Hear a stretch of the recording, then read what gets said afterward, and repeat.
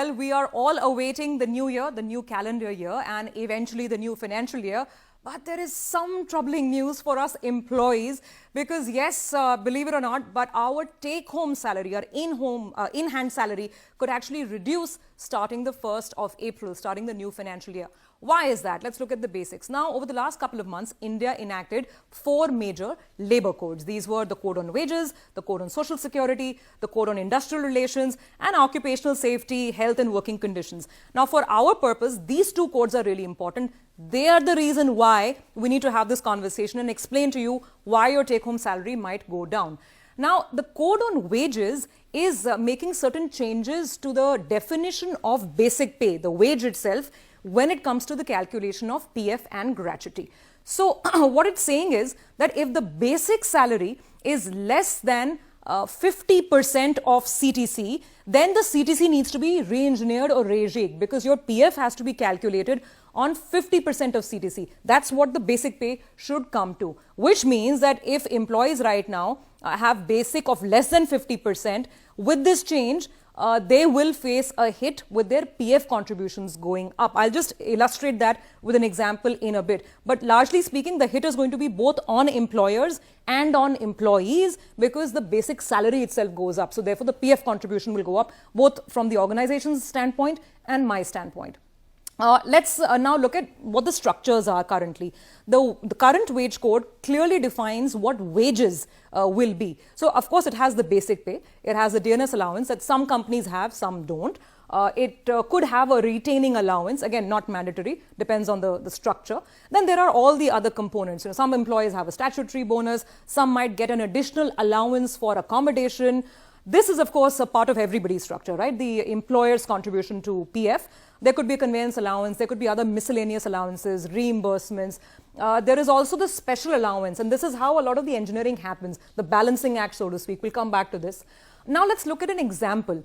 For the sake of simplicity, let's assume that the CTC is 100 rupees. So, this is an employee earning 100 rupees. Let's look at the wage. What is the wage component? Here, we're assuming that the basic pay is 35.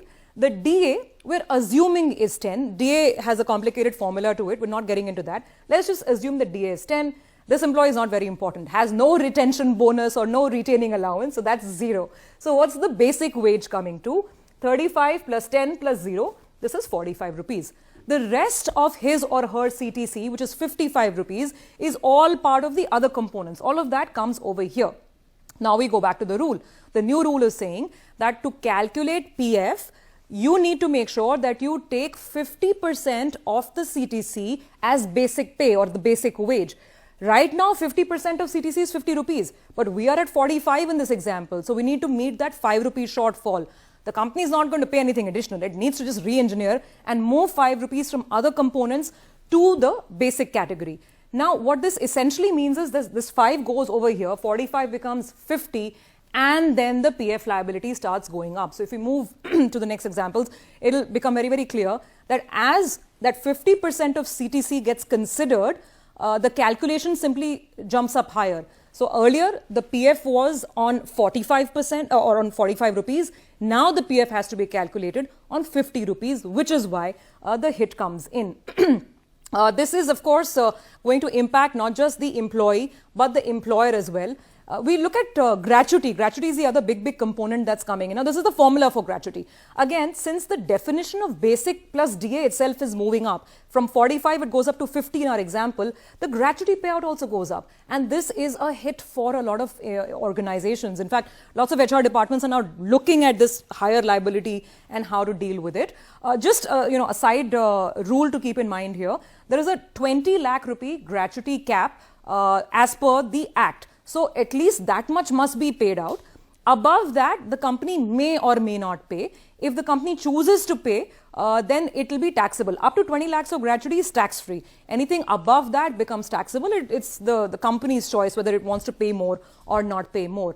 Now, this is on the calculation of gratuity. The other important aspect is what the Social Security Code says on gratuity. And that's pretty good news for employees working on contract. Because now these contractual employees are entitled to gratuity even if they have not completed 5 years in continuous service. Remember, that's what's applicable to permanent employees, right? That you need to be in service for 5 years. But here, they're saying even if a contractual employee hasn't completed 5 years, pro rata basis, he or she will get gratuity. Because of this, the Social Security Code says that the companies must actually start thinking of insurance. A gratuity liability could really balloon. So companies must get insurance. It's not clear how much yet. Those are the grey areas that are being worked out. Short point, we really need to watch out for the communication coming in from our HR departments, because we need to see if our salary structures will change, what happens, those calculations become very important.